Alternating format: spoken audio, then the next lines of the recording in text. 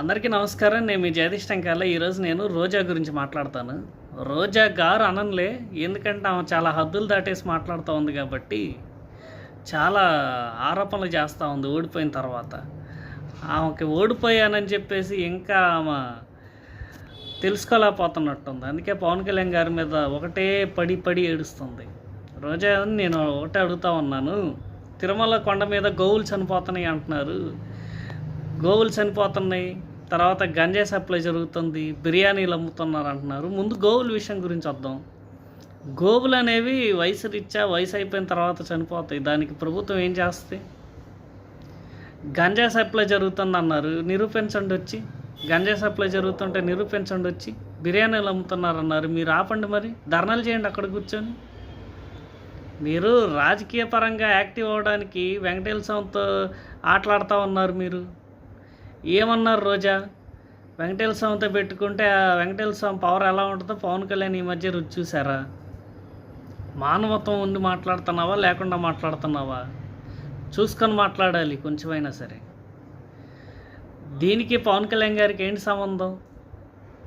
చిన్నపిల్లని రాజకీయాల్లో లాగుతావా? మీరున్నప్పుడు తిరుమలలో అవినీతి జరగలేదా అండి? తిరుమలలో కల్తీ లడ్డు జరిగిందనేది నిజం కాదా? విచారణ అక్కడ పోలీసులు విచారణ జరిపితే నిందితుల్ని పట్టుకున్న మాట వాస్తవం కాదా? తిరుమలలో అన్యమత ప్రచారం జరిగింది, అది నిజం కాదా? అక్కడ భూమన కరుణాకర్ రెడ్డి ఎక్స్టీటీడీ చైర్మన్ ఎవరైతే ఉన్నారో ఆయనే ఒక క్రిస్టియన్. మరి అతనే కదా అన్యమత ప్రచారం చేపించింది. మీ ప్రభుత్వంలో కోట్లుగా వెంకటేశ్వర స్వామి సొమ్ముని ధారాగతంగా దోచుకొని ఈరోజు కూటమి ప్రభుత్వం దోచుకుందని చెప్పి మాట్లాడుతూ ఉన్నారే. అర్థమున్న ఆరోపణలు చేయండి. ఏదో ఆరోపణలు చేసి ప్రభుత్వం మీద బురద జల్లి డైవర్షన్ పాలిటిక్స్ మీరు చేస్తున్నారు, మేము చేయట్లేదు. ఒకసారి చూసుకోవాలి మీరు.